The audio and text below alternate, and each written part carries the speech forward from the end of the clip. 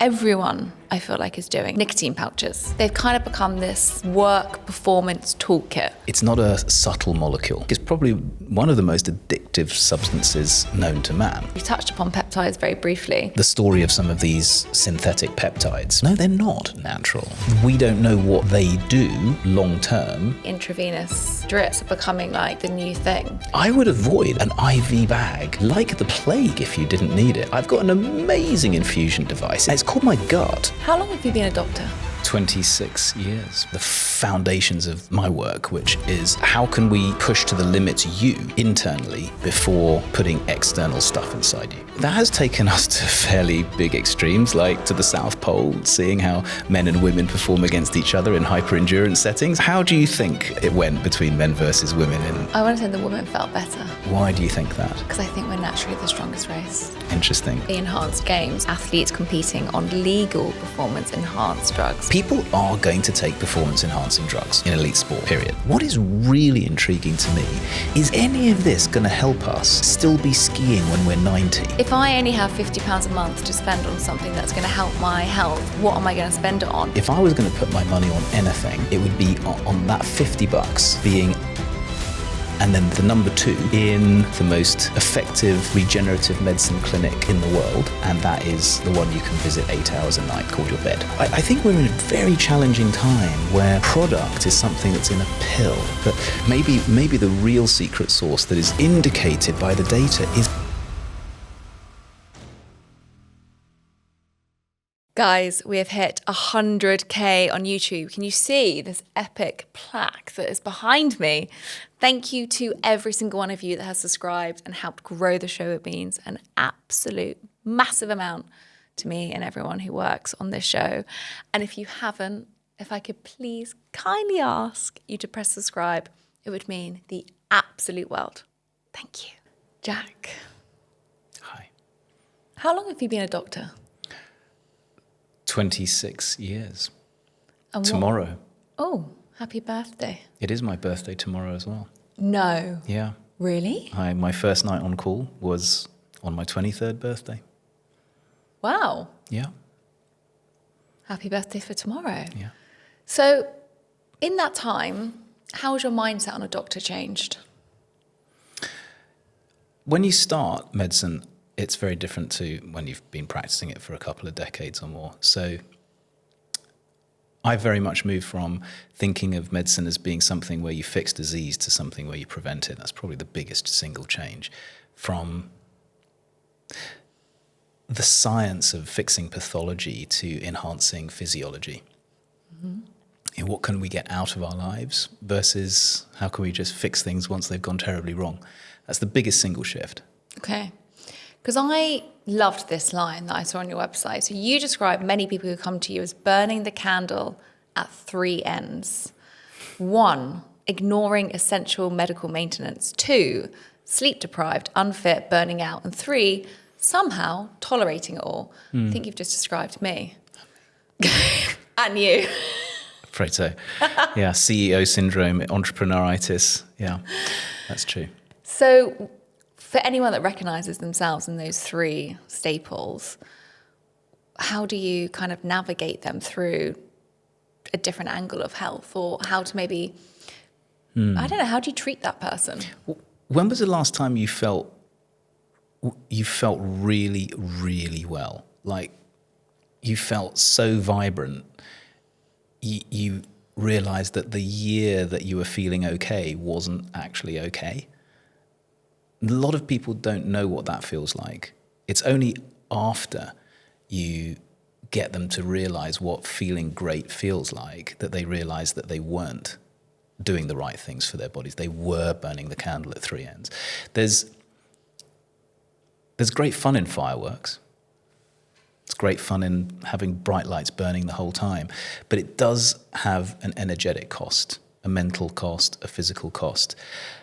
And getting people to just realize for a minute that the things that they're incredibly passionate about, that dopaminergic drive that's forcing them, it's like a drug. You work incredibly hard. This is not your first podcast of the day, I'm pretty sure. Might have been your 5th, who knows. But getting people to realize that cadence is king. That in all of nature, in all of biology, even in physics, everything moves in waves. We're hungry, and then we eat. We're tired, and then we sleep. We work, and then we recover. But mentally, we undertake projects, and we need to recover and consolidate. And that's how all of nature, society, even photons flying through the outer reaches of space work. And that's probably the biggest way of breaking the ice with folk like you and me, who are just linearly going for it without thinking about the cadence and the waves.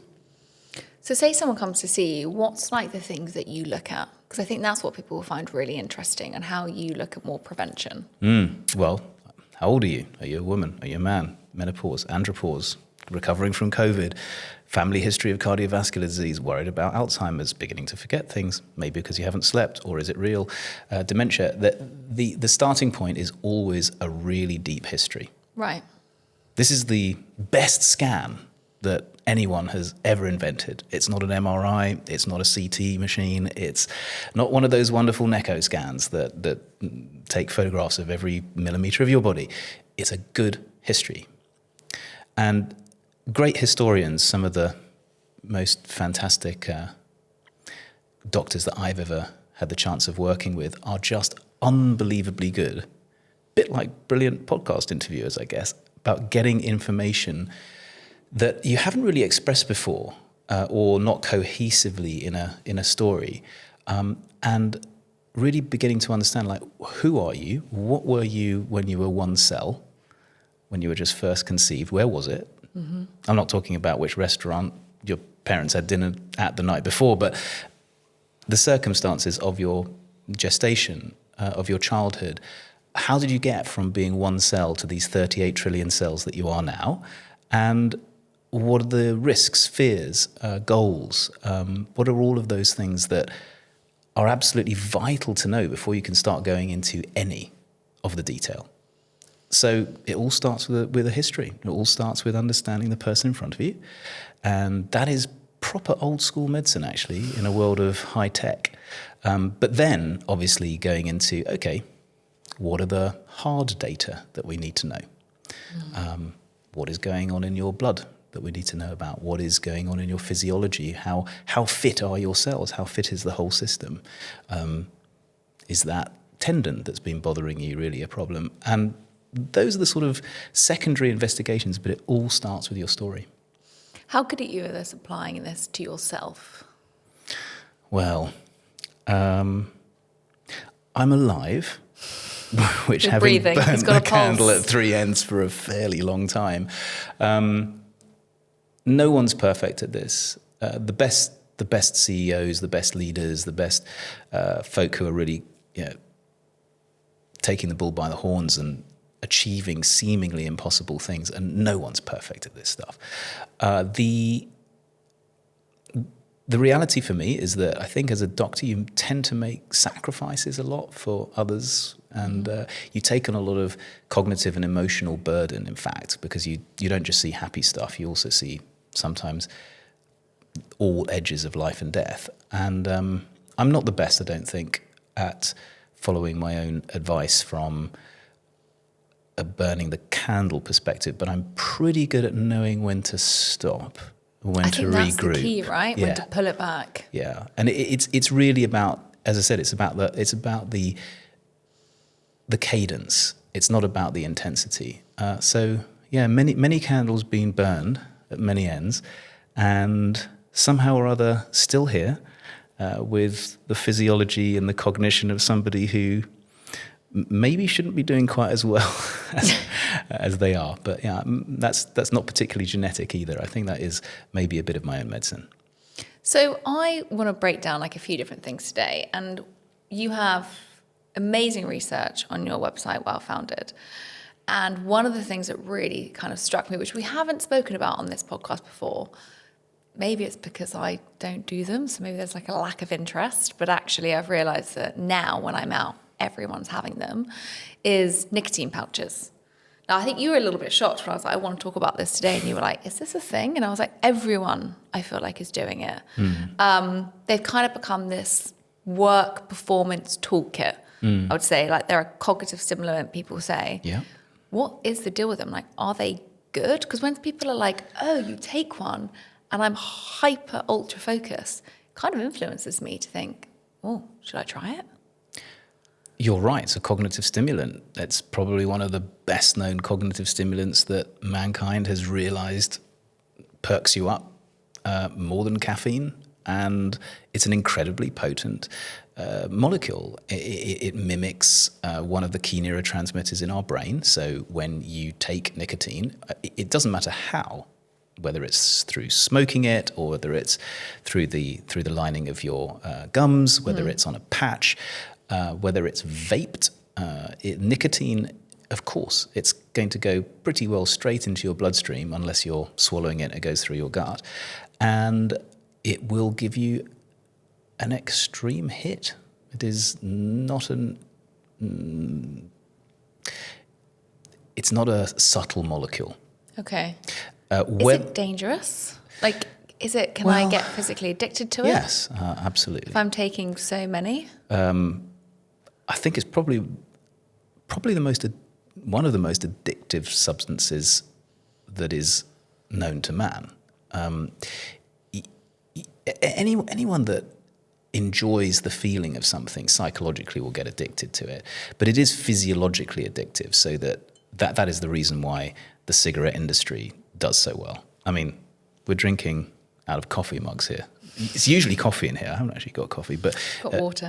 Hydrating you, Jack. It does cause a dependence, and it does take time to get off it. And I think we've seen that nicotine patches and the kinds of nicotine dosage that people take these days is not sort of small amounts. It's pretty amazing amounts. And it does not surprise me that it causes a great amount of physical and cognitive enhancement. You're not allowed to take it in the doses that people are taking it at if you're an elite sports person. It's a banned substance. So usually if the World Anti-Doping Association website has a substance on it, you know it probably works for enhancing performance. Does it affect your blood pressure? Yeah. Does it affect your heart rate? Yes. Does it affect the way your brain works? Absolutely. I'm personally not one of these people that says don't do anything because it's not natural or doesn't have risk. But you've got to know your risks, and you've got to know that these are the sorts of things you could end up being dependent on.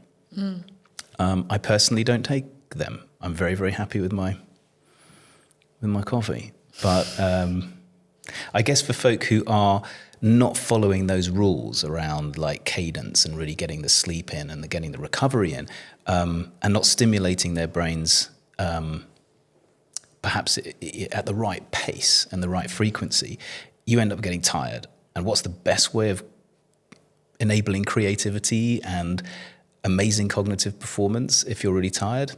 Stimulants. Amphetamines do the same thing. So would you say that it's meaningful to take it, or would you say that actually it's a trend that we should be staying away from? Just because I feel like everyone's kind of saying it to enhance their cognitive abilities to work harder. There's a lot of stuff that we're saying is great for our cognitive abilities to work harder now. So it's just one of the things in the sort of toolkit of interesting things that people are trying. Okay. And it's not... there are certain disease states like Parkinson's and so forth, like neurodegenerative diseases, where we're actually seeing that this could be particularly useful. What, nicotine? Yeah. Oh, wow. How? But we don't quite know, but there's a correlation between the progression of the disease and the functional problems that people are having in certain neurodegenerative diseases. And that's a far cry from being knackered, burning a candle at four ends, if you could possibly do that, and needing to stay perky in meetings. I've got a general rule, which is endogenous before exogenous, meaning can you get your own internal system to be in that state of creativity and energy without having to take an exogenous substance? Right. I don't know. People have different views on this. I think there are endogenous people and exogenous people and some folk in between. I'm more of a use exogenous stuff when your endogenous capability or internal capability fails. Right. But do your best to get the internal capabilities right. And then as time goes by and you naturally can't anymore, or in a disease situation or in an emergency, then take the good stuff, pop the pills, squeeze the syringe driver, pop the infusion up. I mean, I guess, and you can tell me if I'm wrong, but it would probably be a better transition to have a nicotine patch than smoke, right? Because it's not got the tobacco in it. So maybe it's I hate saying is it like a healthier option because I don't feel like any of it's healthy. But as in, like, I guess that's what people it's pure. I mean, pure nicotine. It's more pure. Yeah, pure nicotine hasn't got a bunch of particulates that you're smoking into your lungs. It's not got the strange gases that you inhale in the vapes. And it's pretty, it's better to take pure nicotine than it is to take other forms. But you'll see Is kids. there risks, though? Well, I mean, it's addiction, dependence, and long term, it has implications for cardiovascular risk. It's not just about smoked particles. So, I think with all these things, it's a case of like, there's nothing which is 100% bad. Actually, that is probably true. There are some things that are probably not worth taking. I think in the old days of believing that radioactive substances were good for you, we used to rub creams of radioactive, I think it was thallium, I'm not quite sure, onto our bellies, and as a male fertility and virility treatment. That's bad. That's plain bad. I don't think we're talking about the same level of badness there. But yeah, it's a trend which, if you look at most extremely long-lived populations, they're not traditionally all popping stimulants. No. They've kind of been riding on the wave of life in kind of a very cool surfer type way. Just minimal possible energy for the maximal possible distance. I attended TED earlier this year and I found myself in conversations with the founders of No Watch. You've probably seen me wear something on my wrist, and lots of you have messaged me asking me what this is. It looks like a classic watch, but it's actually quietly tracking something much more meaningful: your autonomic nervous system. This is the system that governs everything from how you respond, from excitement to anxiety, calm to overwhelm. Most wearables just give you a score, but if you're anything like me, that score can sometimes make you feel worse, like you're already behind before your day even begins. No Watch works differently. There is no judgment and there is no dopamine chasing dashboard. It simply reflects what your body is already experiencing and also helps you notice what it might be missing. It gives you minute-by-minute timeline of your stress responses and your recovery. The recovery is the most important part and is the part that no one talks about. And it is often the most revealing marker of our long-term health. In just 5 days, it calibrates to your body and it builds your personal health fingerprint. You can try for free now for 30 days. And if you use the code LWBW, you can also get 15% off. If you want to understand your body, not just through performance, but through self-awareness, then this is where I'd begin. I know, I guess that's something that the question that I come back to is, would you rather have 10% more focus today or protect your ability to focus naturally 10 years from now? I guess what we need to do is we need to run more experiments. Yeah. And that's the great thing about large-scale population science, which is not really science, but as in A versus B trials. But if hundreds of millions of people are doing something and they care to report their outcomes, and accidentally everyone is reporting their outcomes now, because you can probably derive how much people are smoking just from their Amazon data. You could probably tell from their social media whether they're having a good day or a bad day. You could probably do mass-scale citizen science registries over many, many years to derive whether these things are working for one person or a different type of person or another. So maybe the influence side of social media has a positive influence, impact, which is that we might learn more about what works and what doesn't in things that would never be tested in the pharma industry. Give me an example of what you think that could be. Nicotine's one of them. Oh yeah, that's true. I think today there are an enormous number of people who truly believe and are willing to take and spend a lot of their money on a lot of exogenous things, including supplements, peptides, even exotic things like stem cells, exosomes. You will have heard of all of these phrases. And we just don't have the answers. So how do we get the data? How do we get to that 100 million life years of data? We're not going to get it through doing regular trials. So can we derive that through understanding what's happened over a long period of time to many, many people and then making better judgments? But there's always the risk of, obviously, of approving things or letting things happen that could hurt a lot of people and clog up health systems. Do you feel like you maybe go against the grain sometimes in medicine and push things to limits to see if it works? Or do you think you're not that way? Physiologically, yes. That means what can we do to get people? I mean, that's kind of the foundations of my work, which is how can we push to the limits you internally before putting external stuff inside you? And that has taken us to fairly big extremes, like to the South Pole, seeing how men and women perform against each other in hyper-endurance settings. And that's who won? Extreme. Sorry, that was a very competitive comment from a woman. How do you think it went between men versus women in burning 3 marathons worth of calories a day, dragging a sled at 3,000 meters slightly uphill at minus 30 degrees, and having to keep yourself sort of sane, organized, and happy? Who do you think lost more body weight and felt better or felt worse versus lose less body weight and felt better? I want to say the women felt better. Why do you think that? Because I think we're naturally the strongest race. Interesting. So you're probably right, but we don't quite know why yet, and that's the reason for doing such sort of extreme research. So what's your theory on that? It still is theory, and bear in mind that this is not 100 million life years worth of data. This is a handful of men versus a handful of women going from the coast to the pole, and in a very strictly measuring everything you possibly can about these participants. But what we tend to see is that certainly, whilst in sprint-type non-endurance settings, men seem to favour the short-term, let's lift up the heaviest brick or throw the heaviest stone or sprint the shortest distance.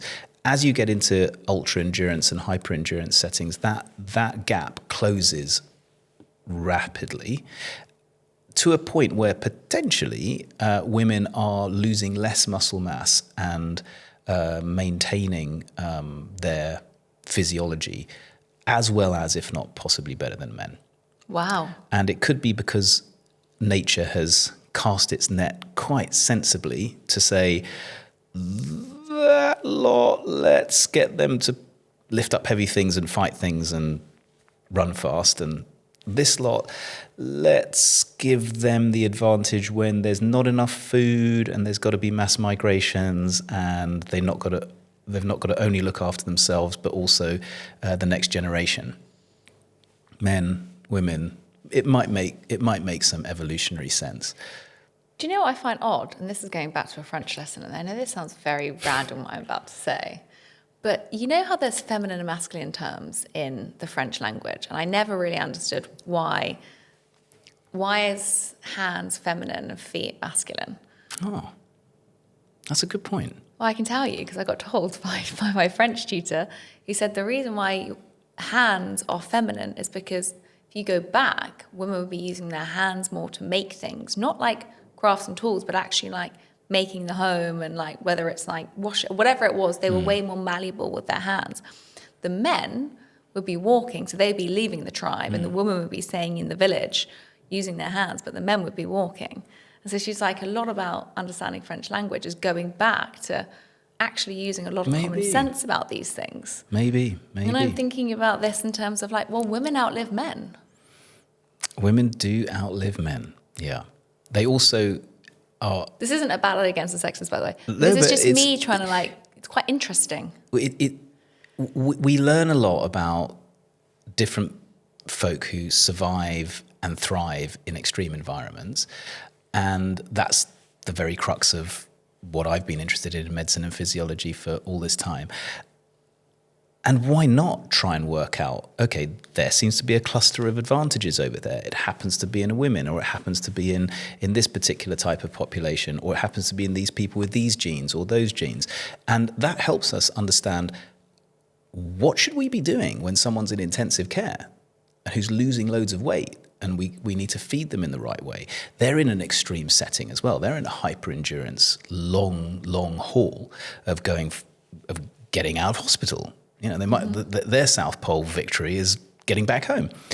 So that's what we do, is we look at people in extremes. That's certainly not conventional medicine, which is waiting for a disease usually and then trying to fix it with something. It's looking at how people behave and survive and thrive or fail in extremes, seeing what are the core components of success or failure, and then saying, well, how do we add that to your and my life, and what medicine practices, maybe not today, but over the next 10, 20 years, what should we be doing in medicine to get more survivors and to get better outcomes? Was there anything fascinating that came from that, apart from kind of women were better at the long-term endurance and men better at the short-term? Is that, I mean, for me, that is thinking about the XX chromosome versus women have, and is that because we in our mitochondria? It might be fibroblast growth factor 21. It might be a lot of different things. Is there anything that like surprised you out? Like, is there anything that you saw that was quite interesting? So what I found most intriguing was, despite us sticking all sorts of gizmos and gadgets on everyone, like CG, continuous glucose monitors, watches. I mean, people looked like flashing Christmas trees. Literally, they had like in the dark, which there isn't any dark, obviously, at the South Pole in summer, because it's 100% 24-hour daylight. But if you were to put someone in the dark, they'd look like a Christmas tree, blinking and glowing. With all of that sensor data, what was the most surprising thing to me? It was the daily journals of how people felt about themselves and about their interaction, communication, and feeling of support. That showed for me the greatest signal of whether a person was going to have a good day or not, or was going to, overall have less physiological wear and tear by the end of the trip. It wasn't about the physiology. It was about the recognition of your own load. We talked about cadence, about knowing when to pause, but it's not just understanding that for yourself. It's also the ability to be able to spot that in others and to be able to express that you're observing that in others and offering to share load. So the ability to communicate, speak, understand where you are, understand where your teammates are, and to load balance between yourselves as a tribe seemed to be the number one key performance indicator, as opposed to anything particularly genetic or physiological. And that was a really big surprise for me. And so is that the fact that women were able to communicate maybe more freely? I mean, did you read their journals? Every single one. Wow. Yeah. And they were semantically scored and this kind of thing. Now, we haven't actually published anything on that yet. We've done more of the physiological hard data publications on that. But it is pretty clear that, okay, maybe this is just anecdote, but usually we regard men on trips, certainly inexperienced people on expeditions who have male physiology, as being quite content if the person next to them isn't doing quite as well. It's almost like, status. I'm better than you. Mm-hmm. Watch me as I'm going up this hill without being out of breath and whistling an Eric Clapton song or something. And that's a kind of a male trait. And losing that and constantly being aware of the load balancing that is needed in the group is a skill that needs to be, I think, it seems to come more naturally to female hyperendurance athletes and participants in things like transantarctic crossings than it does in men. And I don't know if that's nature or nurture. We haven't done enough study on that so far, but I don't know. Most people would anecdotally probably say the same, that men have a kind of, they're more okay with a testosterone-driven, let's go forward and power on, than those with female physiology tend to be more aware of the subtle signs of what's going on in others. Maybe that's also to do with being able to pick up subtle signs in children about being well or unwell. Yeah, maybe. This is early days, but it's fascinating. That's also quite a big trait of empathy as well. Hopefully.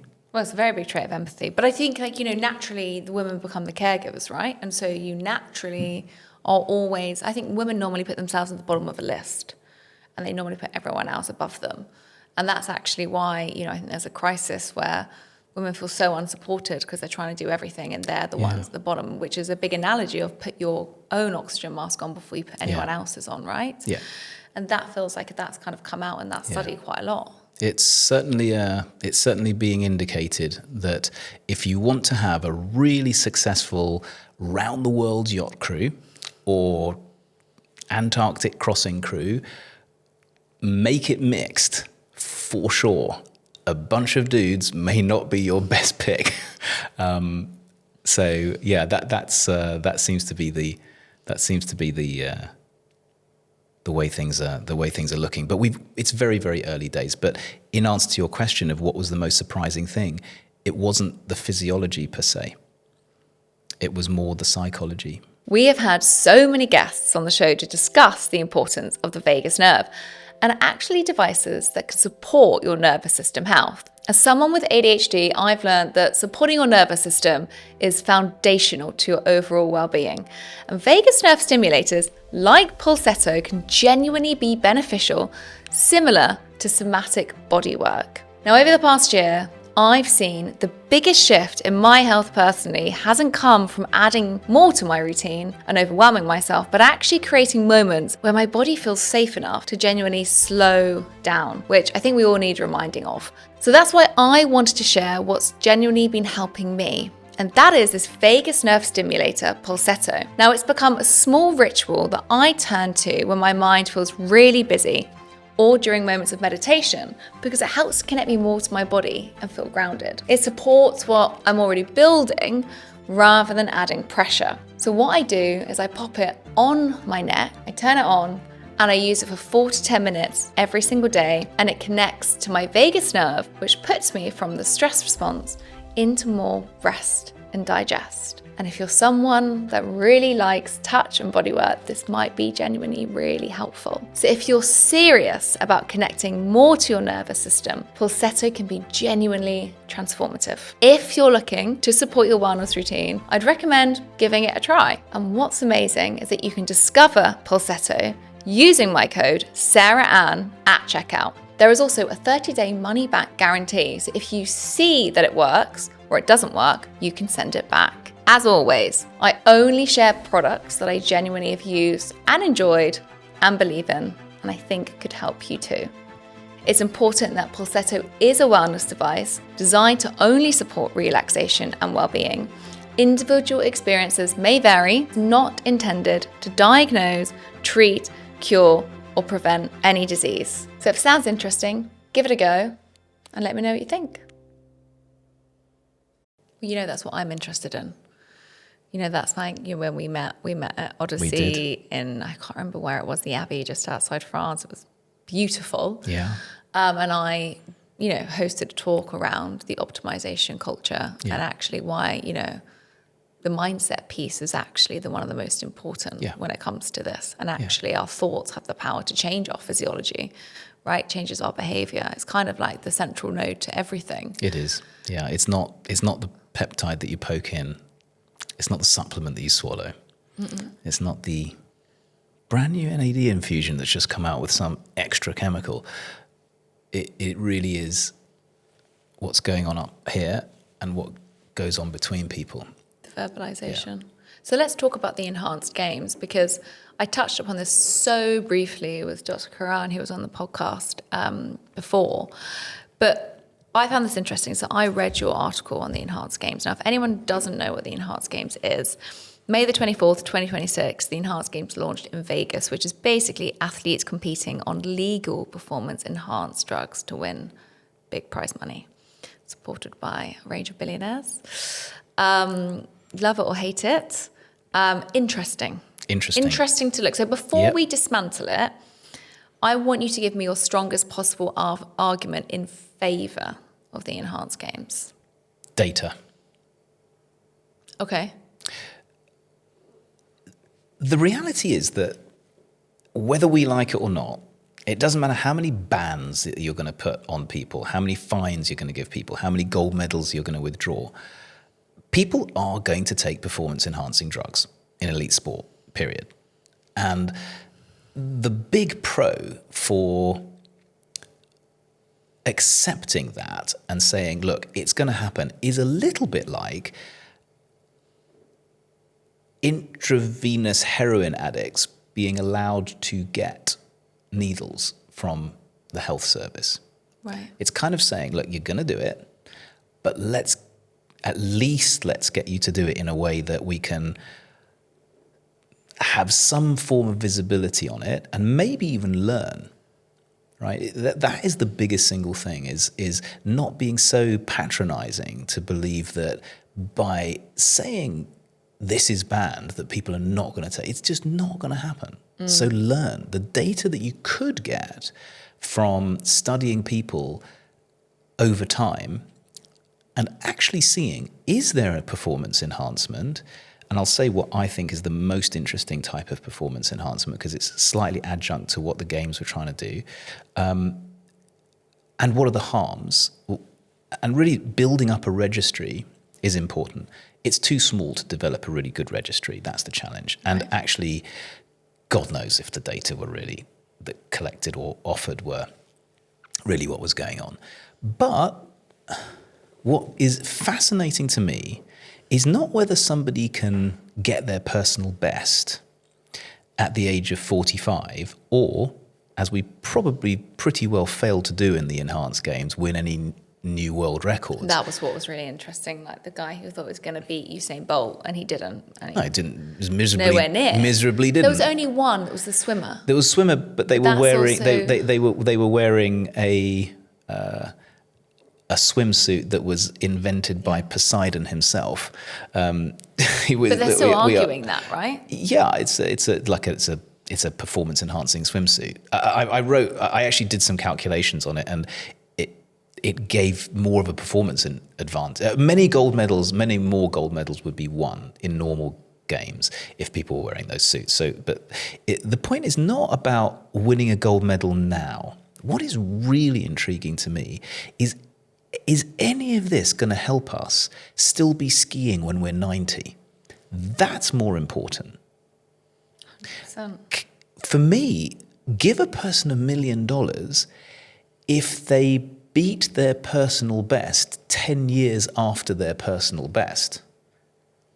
That to me is intriguing, because it's about maintaining the ability to still be strong, fit, fast, balanced, coordinated, and hopefully independent. Yeah, that is really intriguing. People should get gold medals for still being able to do what they did 20 years after normal nature taking its course said, no way, stop there. We don't want you to be an alpha anymore. We don't want you to be as strong. It's time to make way for the next generation. The gerodemographic situation that we've got in the world needs people to be fit, mobile, strong, have coordination, balance, and all of the good musculoskeletal and neuromuscular things that we need into our 80s now, not into our 60s anymore. Yeah. And that to me is a huge opportunity. I mean, I completely agree. I was on a longevity panel, and even that word I struggle with at the moment, or I have for the last kind of couple of years, because it feels like it's taking this whole new shape and form. And I remember Brian Johnson's doctor was sat next to me talking about these whole host of different things that people can take.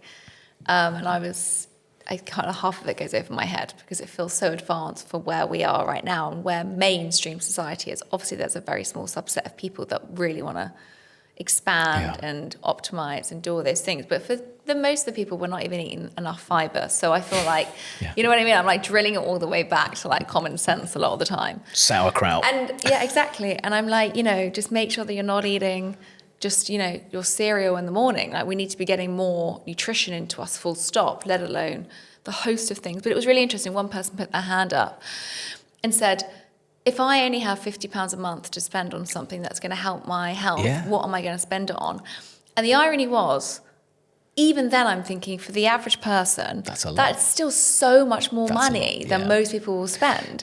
And obviously if you're going on a subscription for one of the multivitamins or whatever, they're really expensive. And, you know, they're great for certain amounts of people. But even in that moment, I thought, one, what a great question, just generally kind of bringing the whole audience back to reality. But two, actually, if we really look at this mass market, that's still quite a lot of money. It still is. The longevity is a luxury. It shouldn't be. It shouldn't be. It should be like walking.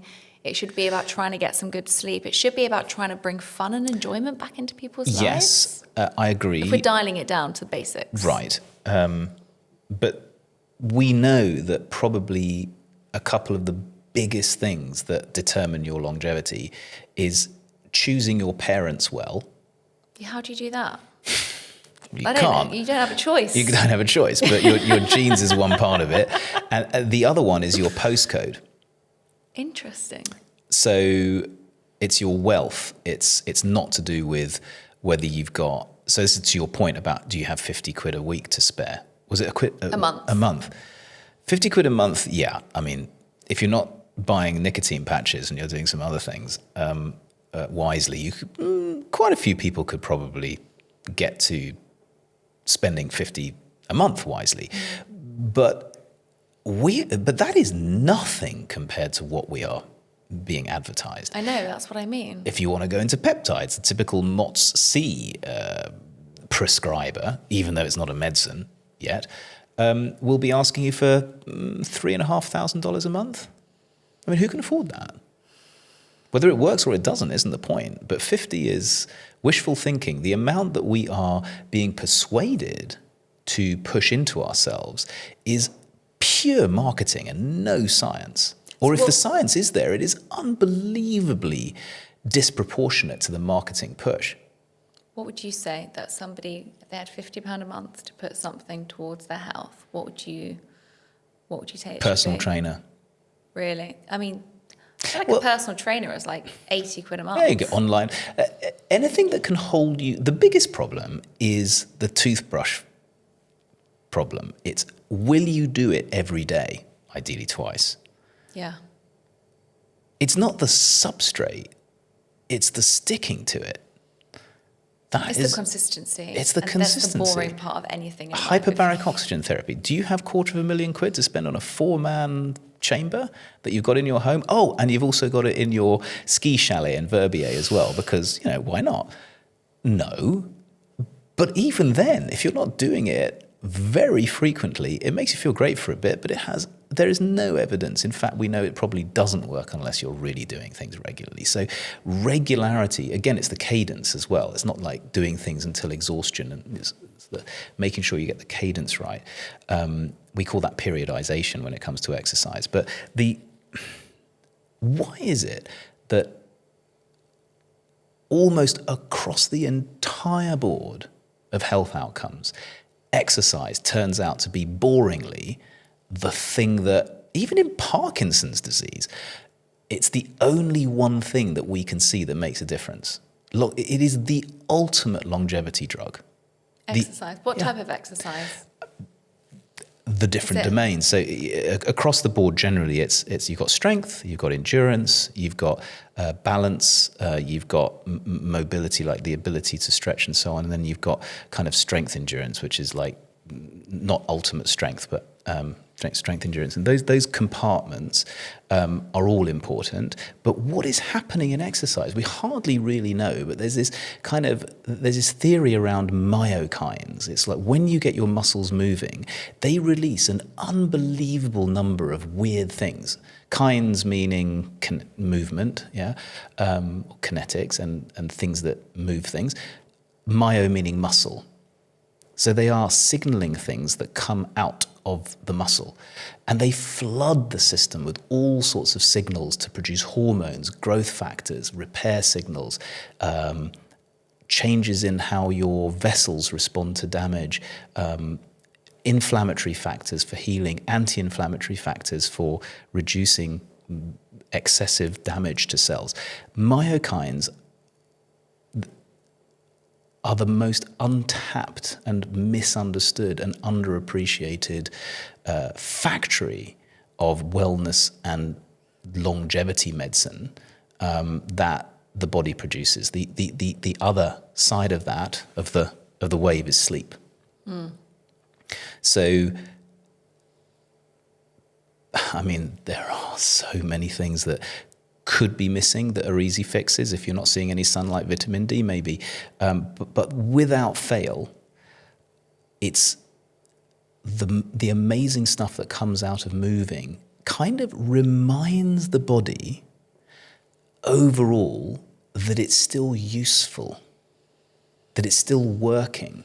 So it's kind of, well, if you're moving and you're moving well, why don't we try having you hang around a bit more? Interesting.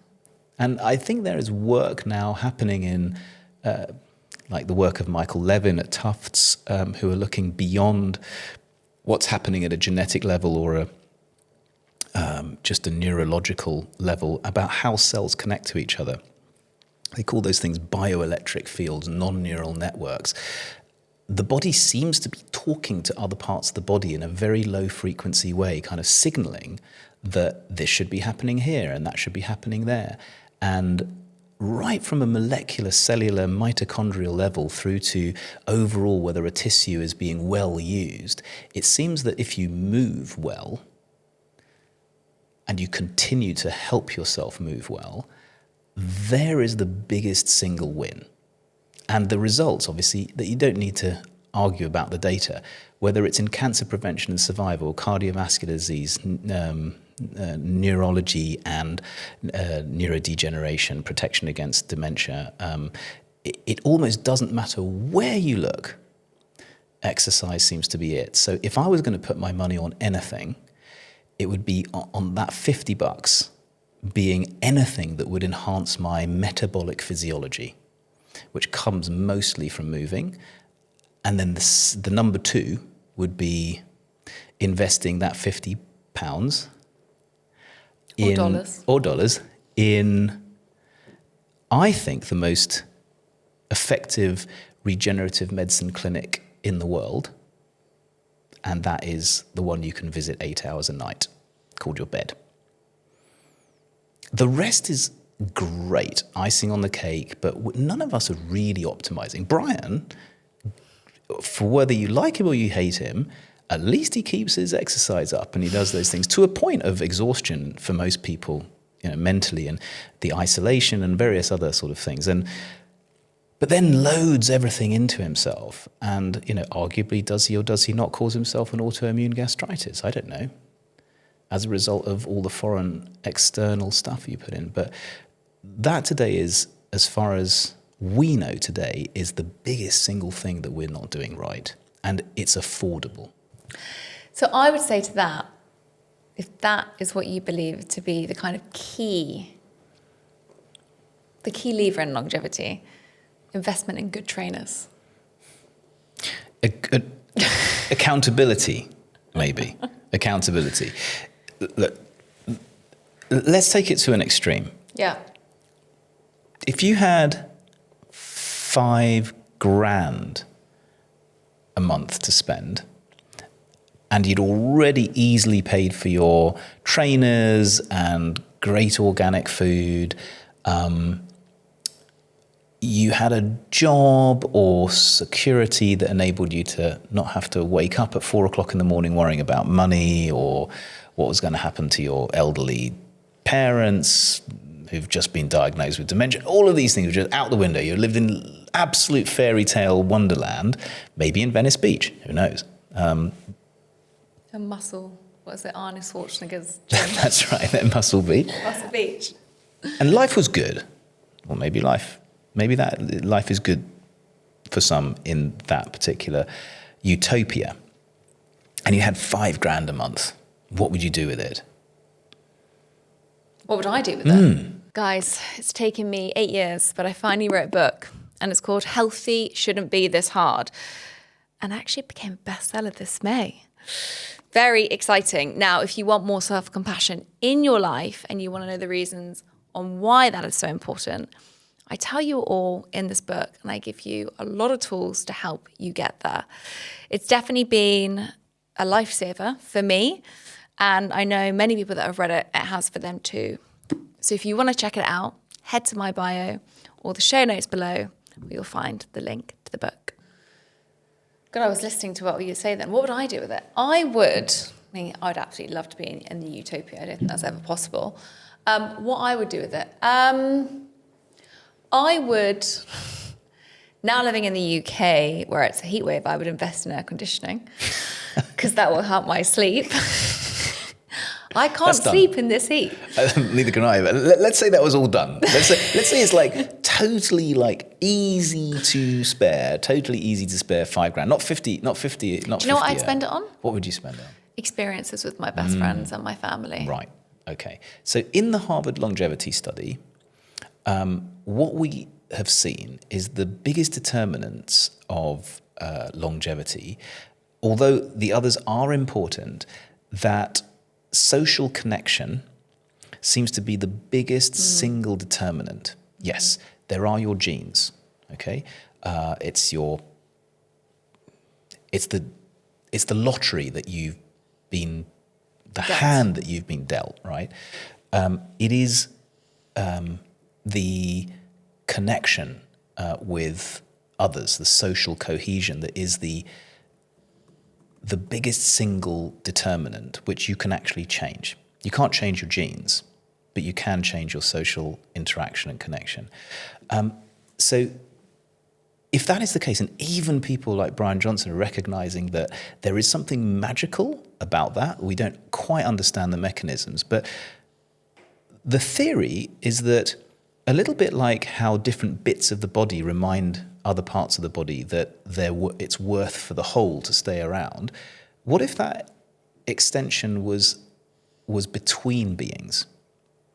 What if we were useful to the tribe and the human connections that we felt, the oxytonergic and other real hormonal signaling that goes on when you feel connected to others, when you feel the love and the connection to your neighbours, your family, your friends, your colleagues, people who you hold quite close and dear, who will always have your back, and who, by the way, will be there to drive you to hospital when you're unconscious, and that also saves your life and helps with longevity or whatever. But I would argue that if you've got $5,000 to spend, why don't you spend that on deepening your social connections with people? And it's only after you've done the basics for your body, you've done the fundamentals that you need for the close social connections. That's the foundation. Then you can start layering on the weird and the wonderful, the molecular, bizarre, beautiful things that we've invented or stolen from nature. There are obviously exceptions to that, such as I don't believe personally that any woman should be living half of their life without sufficient sex hormones. HRT was feared for a very long time. So that's an exception to the rule.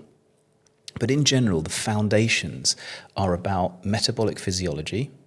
That's like produced by fitness, eating the right stuff, sleeping the right in the right way so that you can lay down all the good fuel into substrate in your body, like rebuild yourself.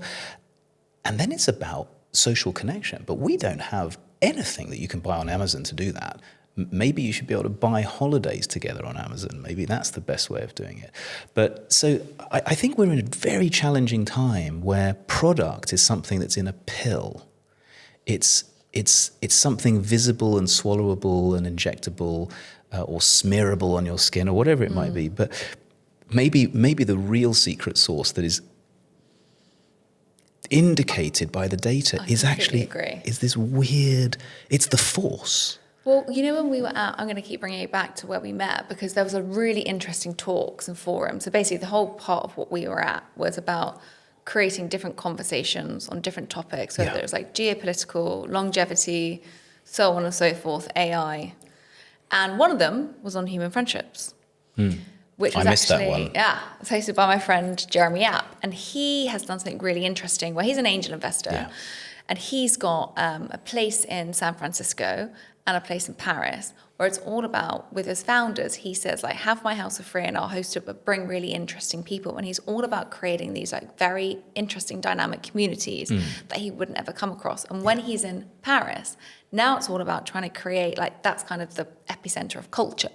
And he's like, I really want to support artists. I really want to support writers, bringing really interesting dynamic people together. So obviously when his workshop came around, I was like, you know, that is just the epitome of what you've got to do. One of the people, and I can't remember his name, he was sat in the workshop. He is building just outside of Lisbon, somewhere in Portugal, a community where everyone can live and they all kind of bring up the kids together, or if they're not having children, they're all kind of living in an environment and a community that is very, very supportive. I don't know how else I would describe that, but it's basically, I don't want to say it's like nomadic because they kind of all do live there, but it's all people that maybe don't fit into that streamlined society that then feel like they're maybe becoming more lonely. And he's building these subsets of kind of villages, I would say, and he said it will be ready in about 5 years. And then I just go back to that concept of, well, it takes a village to raise a child, but now we've completely gone the other way. And then I think about the grandmother theory. Yes, the grandmother hypothesis, as it's called. And that came up in our talk. And I think I'd have to dissect that with you a little bit. But I think, you know, that is such I don't know if we're going to go the other way because of the rise of robots and AI, that now these kind of communities are going to become more. I think it's going to flip into this kind of realization. We've gone through a whole movement of your white picket fence is a sign of success. Well, actually, you want to just bash that down and have houses that are not in a row, but people around a fire pit. I'm not the best at this. I'm quite nomadic. I'm traveling a lot. I'm speaking a lot at various events. I have people all over the world that I look after and with my team, but I don't even know the names of the people who live 2 doors down from me. It's weird. Really? I think it's just a product of living in a very large city. Can I give you a tool to go and ask what their names are after this podcast? Love that. Can I give you any? Can you message 100%. Me and then tell me what they are? I will. If it's a way of connecting. Like you do an accountability buddy here. I'm not. That's true. That's my 50 well spent. Does it cost 50 a month? No. I don't. But the. You can pay me that, it's fine. I will. I'll contribute to good causes. But the social cohesion thing, I think, is desperately underrated. And it would not surprise me if the fundamental secret source of blue zones turns out to be some fairly simple stuff like the social cohesion interconnection piece, like very simple things such as clean air and clean water. So like taking bad things out rather than putting more things into you. That I call subtractive medicine rather than additive medicine. We talked about the foundational physiology, the moving, the sleeping, the good nutrition. That is probably going to end up being something that we finally realize was what gave us joy and promoted longer, better lives. And we will gravitate towards that, just as we're gravitating now towards vinyl records and artisan coffee. I think it's an inevitability. And I think that with AI and the depersonalization through digitalization and this kind of like false connectivity that we have, which only floats through radio waves, we will just learn that nature and the natural things that we've been brought up by nature over however many hundreds of millions of years to appreciate and love was telling us that this feels good for a reason, and we'll go back into it against a tidal wave of products trying to tell us to do otherwise. I mean, that's the situation that we find ourselves in the moment. Yeah. I want to just touch upon the grandmother hypothesis, because I find it very interesting, and it actually kind of came up a little bit when I was doing my talk, and I can't remember why it came up. But can you explain exactly what that is? You're referring to the menopause reality. Yeah. So there are only a few species on Earth that seem to have a menopause, meaning that the reproductive time window stops quite early on in the expected maximum life for that species. Human beings are one, pilot whales, killer whales, a lot of whales, in fact, narwhals, I think, as well.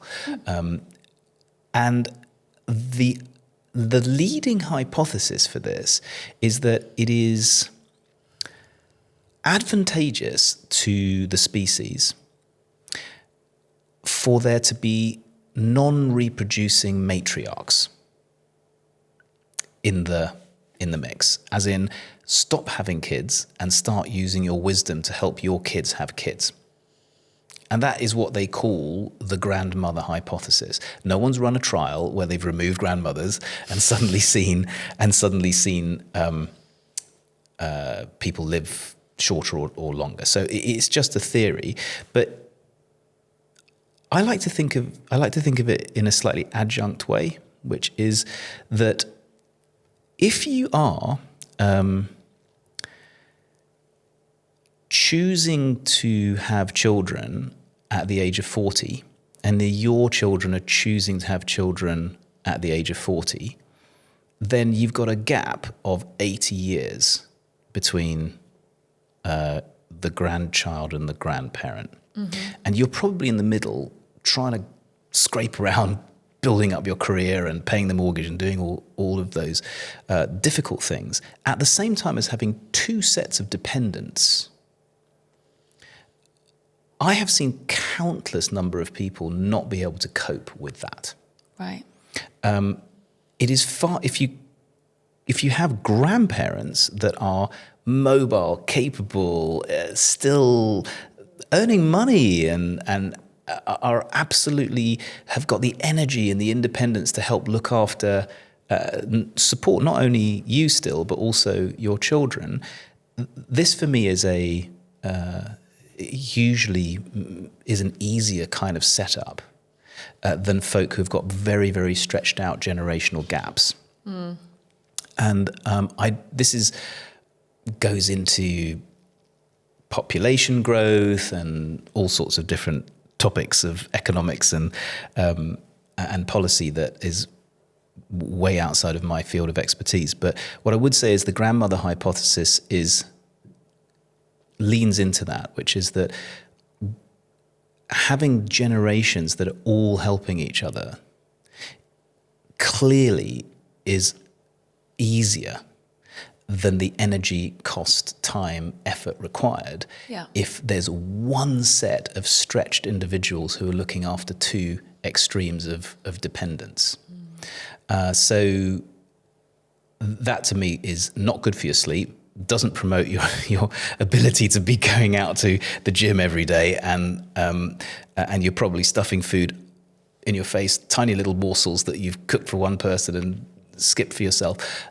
None of that is good.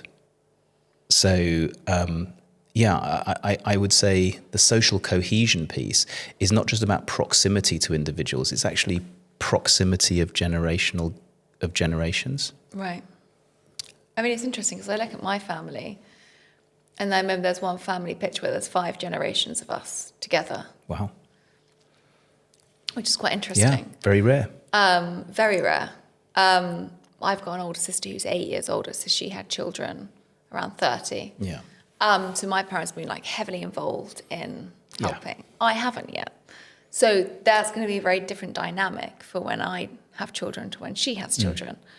But I do find it really interesting that I kind of look at people are having kids much later for a variety of reasons. Like there's not just one, I think there's a variety. And I think people always try to segregate it into, well, it must be this and it must be this and it must be because there's not enough men that meet the women's standards or women want to have more career. Or I mean, I just think it's a whole complex and multitude of things that is very dependent on the situation of everyone's life.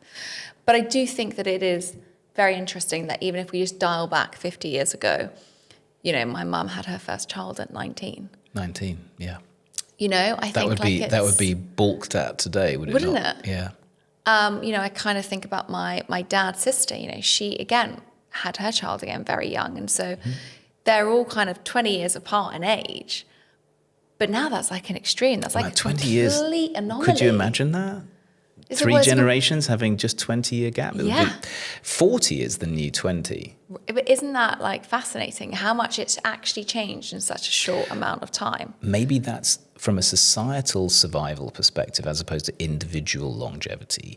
Maybe that's the biggest problem that we face is the gerodemographic crisis. It's the fact that medicine is doing a very, very good job of keeping us alive a lot longer than we otherwise would, assisting reproduction when otherwise we wouldn't be able to have children. None of these things are bad. These are all miracles. I only have a child because of the most extreme versions of assisted fertility being here, which they weren't 30 years ago. Yeah. I would not be a father. In fact, I wouldn't be a husband or a father if it wasn't for the miracles of modern medicine. So I'm not putting it down at all. I am forever grateful. But at the same time, we are pushing ourselves into surviving and stretching out our lives and stretching out the time period between our lives, the generations, and stretching out geographically how far those lives are apart from each other. And all of this stretching out, whether it's stretching out your individual life and all of those other elongations, that is probably one of the biggest threats that we have to all of society is this gerodemographic shift.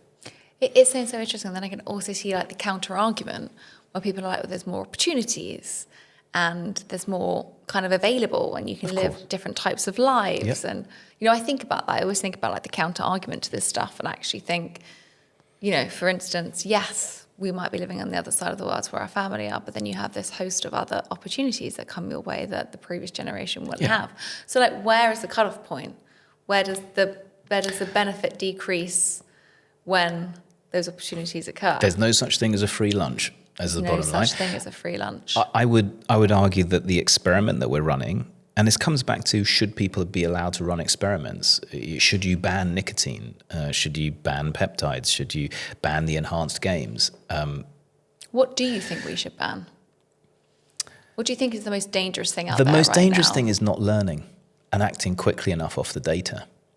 The biggest challenge that we've got, if you think about like, how did the world really inflect in the last however many years? It's because we started connecting everyone's knowledge together. It was the internet really was one of the fundamental drivers of this unbelievable change that we're seeing in society, which I believe is generally for the good. The end result of all of this knowledge coming together, people are scared of AI. For me, it's a tool for radical transformative benevolence, for cures for diseases we never had, for many things. But what I think is clear is that whenever we've connected things and learned from those connections, big leaps have been made. Railroads, telegrams, telephony, the ability to move from one place to another quickly, conceptually, our ability to move from one place to another in terms of our evolution of our society requires us learning from data. Mistruths, untruths, misinformation, and just the sheer lack of being able to understand what is doing what to who is the biggest thing that we should ban. We should ban the not learning. But do you also then think, I think we live in an information diet overload? I think we now live in an information diet, and actually we are so overloaded with data that we become paralyzed by data. And that unless you understood how to read data and interpret data, anyone can come out and give say, it to someone else. This study proved X. And you can cherry pick evidence very, very quickly, and you can make anything sound like something that's new and exciting. And actually, I think is one of the most dangerous things out there.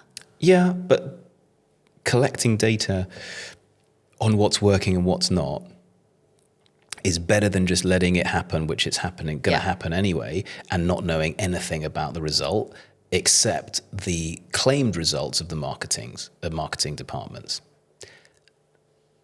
I don't think there's anything more dangerous than selling a lot of stuff and doing a lot of stuff and not learning in as close to real time as possible of what's going on.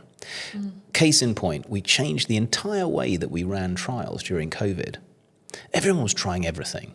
And it wasn't until some brilliant scientists in the UK decided to build an adaptive trial framework where every single thing that was being thrown at everyone in every intensive care department was collected. And I think it was in less than a week we understood that the principal component of people not dying was a very simple drug called dexamethasone. It was a steroid, which you never normally give people when they've got something where you want the immune system to fight whatever it is that is causing this problem. And that became world news and global best practice overnight.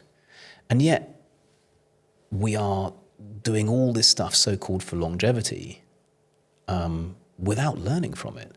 So in some ways, going back to your enhanced games piece, like what's the good bit, is that maybe there's a chance to collect data and learn.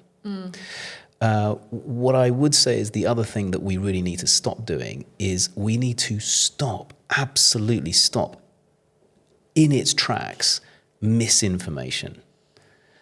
That is... What's the thing that infuriates you online right now around this? Okay.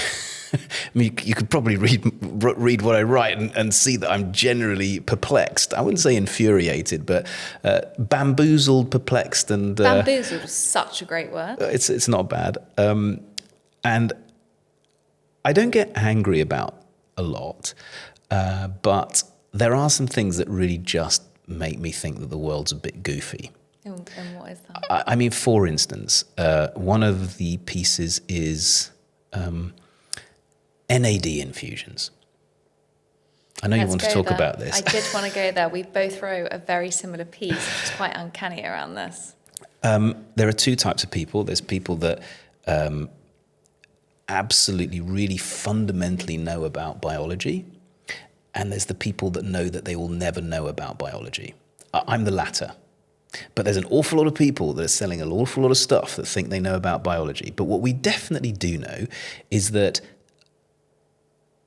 there's lots of stuff in the body that goes down, and there's lots of people selling the dream that things that go down in your body, you should put in from the top to fill it back up again.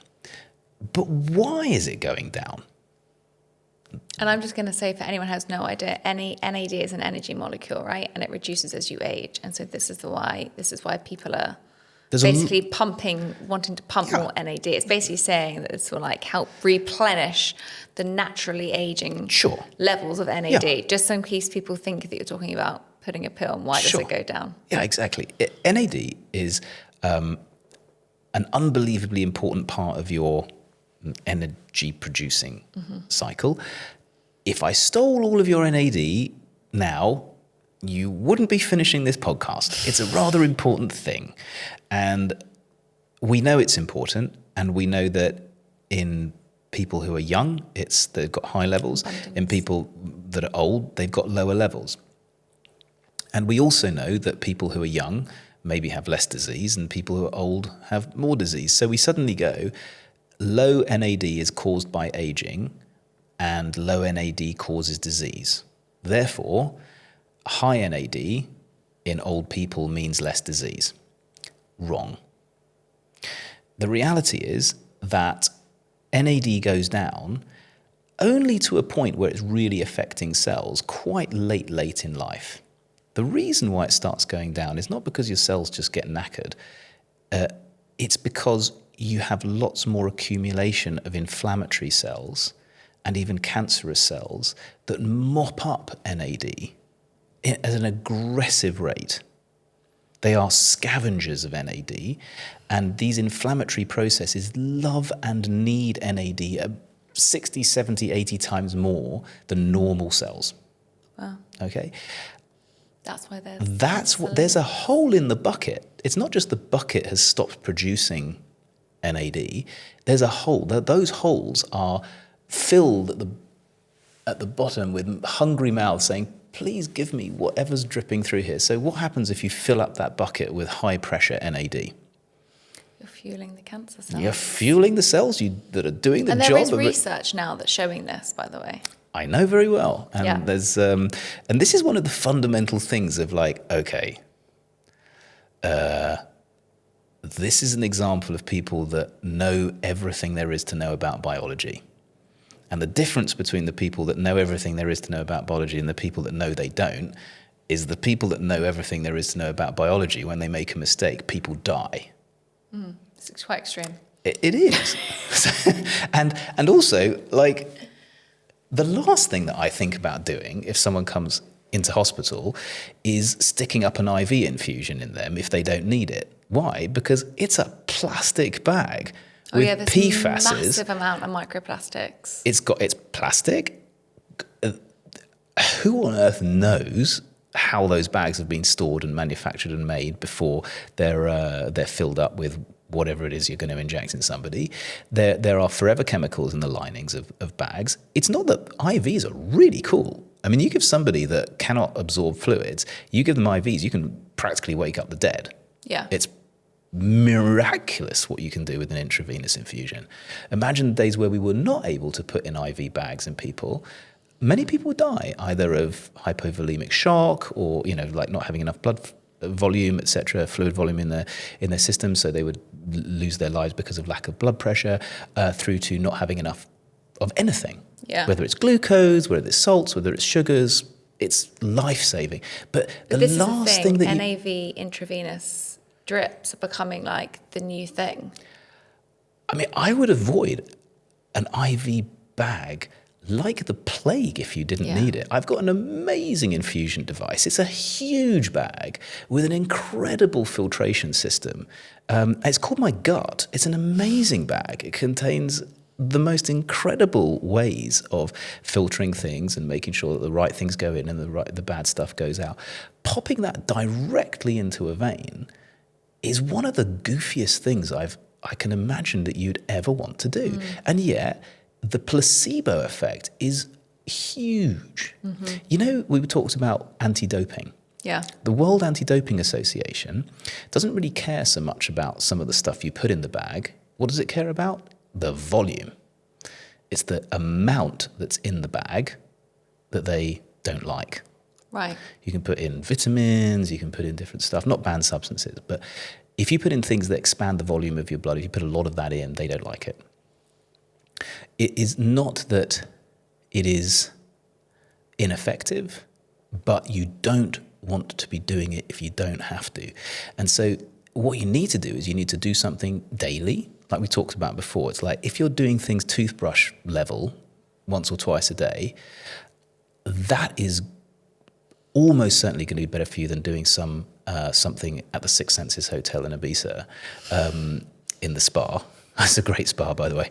It is a great spa. It's a fantastic spa. But I think doing that once a year is not going to increase your longevity. What is blocking those inflammatory pathways, and maybe, if you want, taking an NAD precursor. NMN. That's a great rapper from the 80s. But yeah. Because that's the precursor to NAD. But do you think, I from when I wrote my article, it's not like abundant that's going to massively like hugely boost them, but there is some data that shows that's probably more effective than taking an NAD.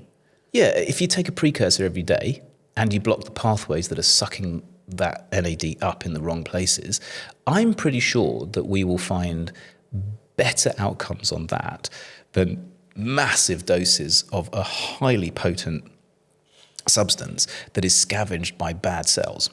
Yeah. So, well, I think the fact that 1 in 2 of us are going to get cancer in our lifetime, we don't really want to be kind of pushing anything more in there that can kind of aggravate that even further. It's not quite 1 in 2, but... Is it not 1 in 2? Well, is it 1 in 3? Yeah, I mean, you are right. Half of us will die with cancer, diagnosed or undiagnosed, but 1 in 7 to 1 in 4 of us will die of cancer. So I think it's important differentiation. It's not as scary as 1 or 2 of us will get cancer. And yes, we will, but we will only find out once they do an autopsy. Once they do an autopsy. Yeah. So it's like, oh, I had cancer. Yeah, and you didn't die of it. But yeah, look, cancer is one of the big things. So what I really don't like is anything that could end up rapidly increasing the risk of getting cancer. It's like the biggest, scariest one. It's a little bit like the story of some of these synthetic peptides, where people say they're natural. No, they're not natural. Most of the peptides that are being talked about are absolutely not anything that is associated with a gene that we have in our bodies. They're SNPs of molecules that our own bodies produce, and we don't know what they do long term yet. This is the whole data point. But if there's any sniff of those things producing cancers, that's the hardest thing to treat. Yeah, okay, cardiovascular disease, you can spot it. Yeah, maybe you can reverse it. I don't know, a bit of inflammation that's making your skin go a bit redder than you need it to, or give you a bit of photophobia when you're... High blood pressure. Yeah, okay, let's stop and let's see if we can... You don't want to get cancer. That's not cool. It's awfully difficult to treat cancer. That sounds so blindingly obvious, but that's why people who genuinely want people to be still skiing and playing chess when they're 90 are worried about some of the things that self-experiments that people are doing, even more worried about the physicians who genuinely are of the belief that these things are net positive. Yeah. That said, in elite sports doping, I believe it's a Dutch study which has been looking at bodybuilders over a very long period of time, there hasn't been, with the anabolic steroids, there hasn't been an increase in cancer. There's been an increase in deaths from 2 things, cardiovascular disease and rage. And rage? Yep. The testosterone levels have become so high. Yep. Wow. People getting into fights, but not cancer. But that's the anabolic path. The other routes to enhancing human repair may also enhance, like you say, like the NAD pathway. It's kind of like, we don't yet know, is the bottom line. And trials, they stop running after short periods of time. They don't carry on for decades and decades. I think that was one of the most surprising things that I had on this podcast the other day with a psychiatrist called Mark Howitz. I can't say his name, but he's incredible. We spoke about antidepressants. Right. And he said the longest trials in antidepressants are 8 weeks. No.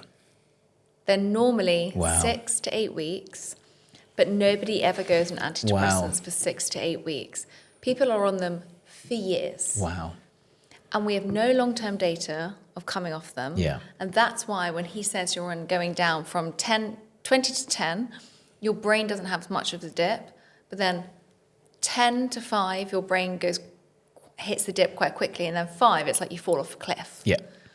And so he's like, when you're on it for that long, and then actually the doctor thinks you're having a relapse, so they put you back on the medication, and they tout up the dose again. And so, there is no long-term data on people that have been on antidepressants for 10 years, because all the studies are around 6 to 8 weeks. A brilliant peptide that we know about, what do you think is the most, you must know the Well, answer to this. GLP-1. Yeah, Of okay. The course. P is peptide, right? So I think we probably have now near enough like 100 million life years worth of data. Oh, wow. If you think about the number of people that have been on it for a year or 10, Yeah, it's a long time. that's kind of cool, because you've had a bunch of people of all sorts of ages, sexes, ethnic backgrounds, social backgrounds, genetics, everything, so, like even postcodes and whatnot. And so many people have now been on this for so long, because bear in mind that they were discovered 40 years ago. You know, they weren't discovered just the other day. They've just become mainstream. They just become mainstream. Do you know the story about how they were found? It's a very No. fascinating one. A long time ago in a desert called the Nevada desert, a venomologist was particularly interested. What is a venomologist? A venomologist is someone that looks at the venom of creatures and tries to find out what they do. What a cool It's job. a great job. And decided to try and find out what might be in the saliva of this rather ugly lizard called the Gila monster, Gila monster, that lives in the desert, in the Nevada desert, because it was able to switch its appetite off when there wasn't food for several months, interestingly. And found out by sequencing the saliva that it looked particularly like a human glucagon-like peptide, GLP. And said, oh, this is interesting. It lasts an awful lot longer than GLP. GLP is known for dealing with insulin sensitivity and appetite and various things, which we know about now, of course. And said, oh, this is interesting because it lasts an awful lot longer than the very, very short half-life that you get with the little pulses of GLP that the human body produces to say, hey, stop eating and now start absorbing stuff. And that became the first GLP type drug, which helped people, kids without that gene, had a gene defect, who always had diabetes basically from the time they were born. And then later on, it became, oh, let's take human GLP, add a sticky bit at the end of it to make it last longer in the blood. And that's when the big blockbuster happened, but which was the famous days of Ozempic, which you might have heard of a long time ago, semaglutide and liraglutide, the earlier drugs. And it's only recently that they became well known, but it goes back a long way. So we've actually been having safety data on this type of peptide for a very, very long time. I don't think a drug, I don't think a medicine, I don't think an anything is really properly tested for 40 to 50 years. We only really know what these things do, what anything does, after a couple of generations. That's the reality. The limited randomized controlled trials that we do, which test antidepressants for 8 weeks, which I find incredibly shocking. Because it's like an expose, that episode. But even psychedelic research is using much longer time frames than that for refractory depression. So this is very intriguing to me. But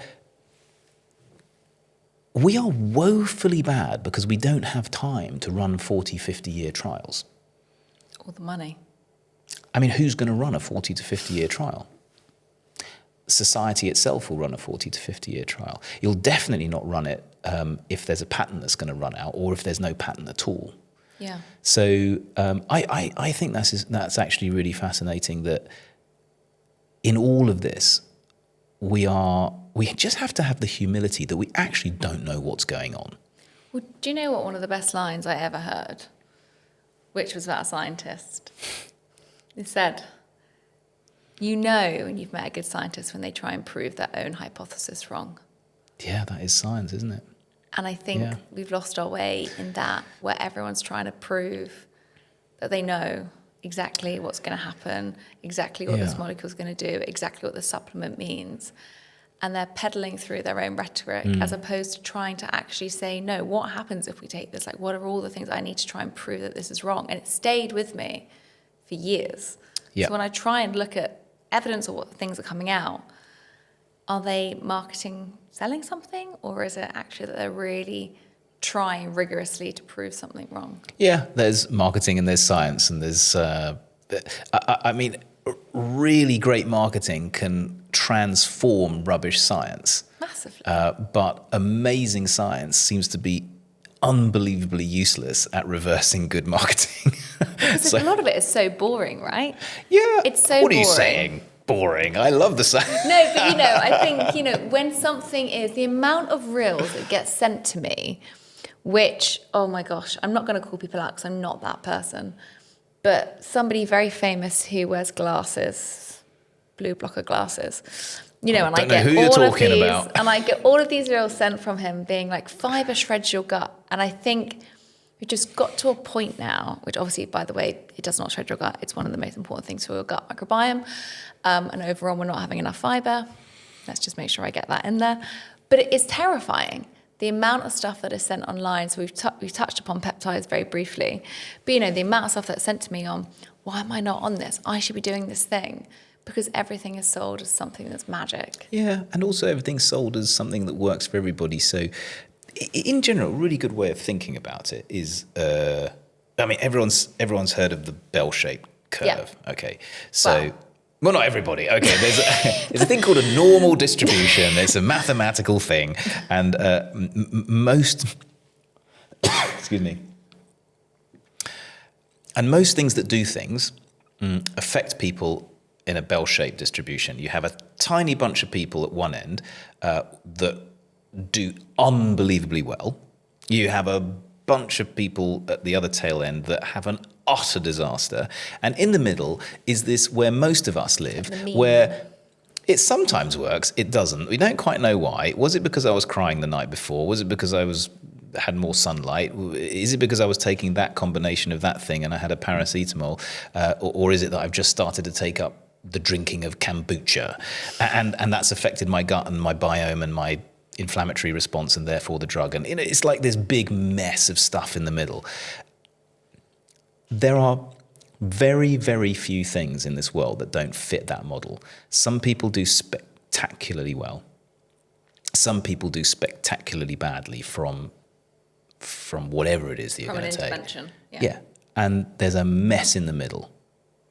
And the idea is to make that mess shift slightly towards the more probably going to work end and hopefully not do any harm end. Yeah, that's the ideal. Yeah.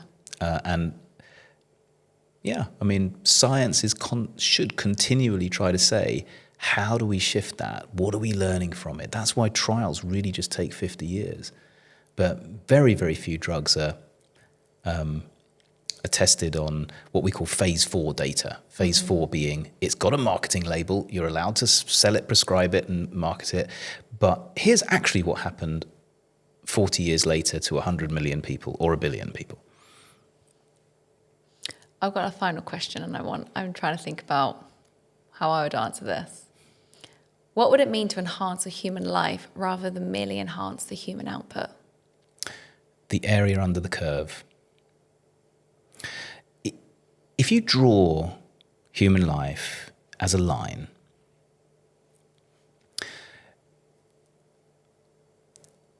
and then you draw how much you've lived your life as a curve, the deeper the wells and the higher the peaks is literally the more life you've lived.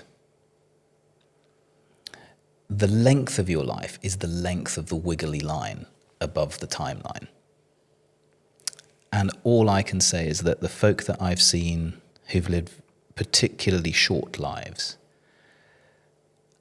and particularly long lives, the ones that shine the most at the end are the ones that have lived a long, wiggly, spiky, wonderful life full of firsts, full of the dreams that they wanted to live, full of the love that they wanted to share, full of the experiences that, to the best of their ability and what they could afford, they experienced. And that is directly opposite to regret at the end of your life. it is really for me not about not dying, it's about not dying dull. How about not dying dull? So what does live well, be well mean to you, Jack? Well, what I've learned from this conversation is that I think your philosophy and mine are pretty similar. That there is a lot of magical, mysterious metabolism, mitochondria, molecules, chemistry, drugs, things you can buy, things you can infuse. But we know from the science that some of the simplest stuff that involve looking after ourselves and looking after the other selves that look after us are far and away the most important path to longevity. That's why my gift to you is Rick Rubin, The Creative Act. Oh, because thank you. I cannot wait for you to divulge into his work. And it is, I mean, he has also been in his own health journey, but his philosophy of life is something that I massively connect to. He's obviously not a doctor, but, you know, he is such a creator. And I think he speaks so much sense. And so that's why I want to gift you. Oh, that's very kind. I appreciate it. Thank you so, so much. Thanks, Jack.